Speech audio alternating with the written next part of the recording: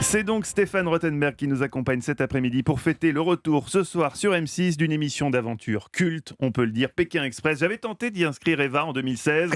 Mais j'ai peur. Elle n'avait pas franchi l'étape du casting. Là, c'est l'édition anniversaire, puisque ça fait 15 ans que Pékin Express existe. Pour cet anniversaire, vous avez donc décidé de rappeler 14 candidats emblématiques et de refaire ce trajet de Moscou à Pékin. Est-ce que vous vous souvenez, Stéphane Rothenberg, j'imagine que oui, de votre tout premier plateau en Russie au milieu de la place rouge? Oui, je me rappelle d'autant plus qu'effectivement, à l'époque, les moyens de transmission n'étaient pas aussi élaborés qu'aujourd'hui, et donc on ne savait pas si les candidats allaient arriver.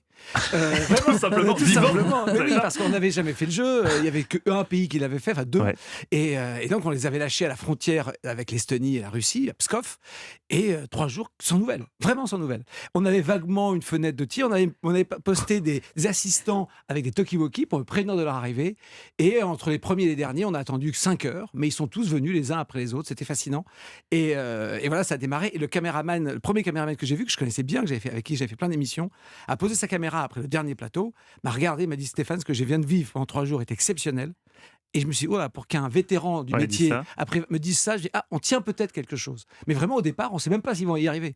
Eva? Je crois me souvenir, on en avait déjà discuté, mais il me semble que sur l'étape en Russie, vous avez eu des problèmes de sécurité Pas mal, oui. et des problèmes et plus rigolo, des problèmes d'alcoolisme. Enfin, plus rigolo, je suis pas sûre d'ailleurs. Oui, mais... bon, je dirais pudiquement que c'est la Russie, mais c'est vrai que non, mais et je sais que j'adore la Russie, mais c'est vrai que voilà, parfois les gens sont armés, se baladent avec un flingue. Il y a plein de pays comme ça, hein, avec un flingue sous le siège. Et c'est vrai qu'en Russie, il y a une tolérance fascinante sur la conduite en état d'ivresse, qui est quelque chose lorsqu'on vient de nos contrées où il y avait dans le passé. Moi, je me rappelle, j'ai fait un ancien journaliste automobile, on faisait des pauses. Café, Oui. quand j'essayais des voitures, où il y avait de l'alcool partout. Hein. Donc, oui, c'est pas si vieux. Enfin, ça commence à être vieux vu mon âge, mais il y avait aussi une tolérance. Hein. Donc, voilà, mais maintenant, il n'y a plus. Mais là, attends, donc, voilà. les candidats faisaient du stop, donc montaient dans des voitures qui potentiellement étaient conduites par des gens bourrés. En Des Russie. Russes, ouais. Tout simplement. Des Russes.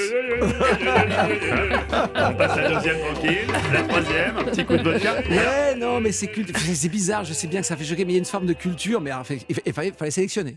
Mais Voilà. juste une question sur les assurances, parce que j'imagine que les assurances doivent coûter cher sur cette émission. Oui, non, mais oui, bien sûr, faut faire attention. Oui, ben non, faut être prudent. Il y a plein de pays où il faut être relativement prudent. Mais vous savez, en Amérique, finalement, les États-Unis, hein, Ouais. ça a été peut-être un des pays les plus compliqués pour Ah ouais. travailler. Oui, parce que les shérifs nous disaient, mais vous savez, les gens, lorsqu'ils vont voir, c'est dans le sud des États-Unis, ils vont voir des gens arriver en sac à dos, frapper à leur porte, ils peuvent tirer. Faut sortir le fusil. Eh oui. Mais Et finalement, ils auront le droit dans certains États. mais après. ils avaient le droit. Tous les États où on était, ils avaient le droit. Faire une émission de radio avec seulement 1 euro par jour, c'est déjà dur, on connaît. Mais relier Moscou à Pékin, jeudi chapeau, Pékin Express est de retour ce soir sur M6. Stéphane Rothenberg est avec nous jusqu'à 18h.